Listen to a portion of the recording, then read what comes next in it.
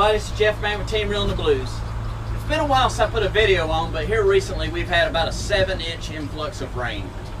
The river's on a rise, it's way high right now, we're well above flood stage.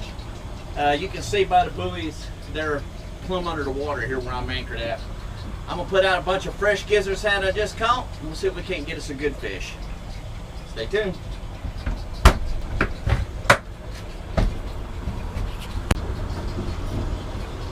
Alright, with this heavy current, I'm using a 4-ounce stick weight.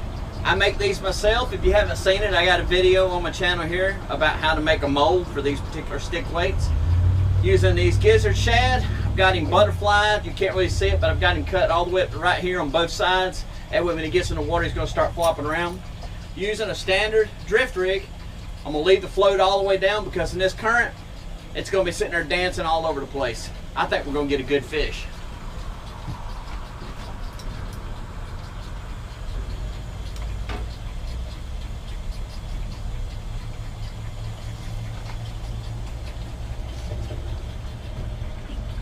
This is as heavy and as quick as you will ever see the current on this lake. Now that shouldn't discourage you from fishing, because I'm going to tell you, in this type of current, I've caught my 2 personal best out of this lake. I'll post pictures of them right here and right here.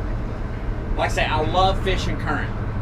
For one thing, the fish move a lot during current, and a lot of times that triggers that instinct to start feeding. And even if you catch a small one, in this type of current, you feel like you got a monster. So here's what we got going on. It's heavy current, so if you put out too many rods, what's going to happen? They're all going to just wash right to the middle. So what I've done, and it's a good tip for everybody, if you want to fish more than 2 or 3 rods. This rod right here, I've got it towed out the farthest. It's way back there. The rod here and the rod here, I've got both of them way out there, but not quite as far. So essentially, I'm acting like I'm drift fishing in the current. That way my lines are staggered like this as they're coming in. These 2 right here, just because it is getting awful congested way back there, I've got both of these only towed out maybe 45, 50 feet. That way, even if they do wash in, the other ones are way past them, so you don't have that tendency for all your lines to get washed in together. Now, you see these 2 here. Both of those are about 100 feet to the left and to the right. And the reason why I've done that is because I've got a planer board on both of these. I've got a little bit lighter sinker than normal for this type of current. I've only got about a 2.5-ounce sinker. And I've got just a standard drift rig. So I fed those out, and what happened in this current, that 2.5 ounces ain't going to keep it on the bottom, not in this current. But I don't want it on the bottom. I want that line going top to bottom, just like this, like it's waving at the fish.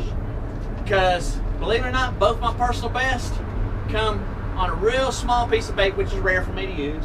And both of them, I had a light sinker fishing heavy current. And both times, the line was almost on the surface when the fish took it. So, those fish ain't always on bottom. They're all through this water column right now. So, let's just hope we can get a big one on one of these planer boards. But that's just a quick tip on how I anchor in current. I hope it helps somebody catch their personal best. Thanks for watching.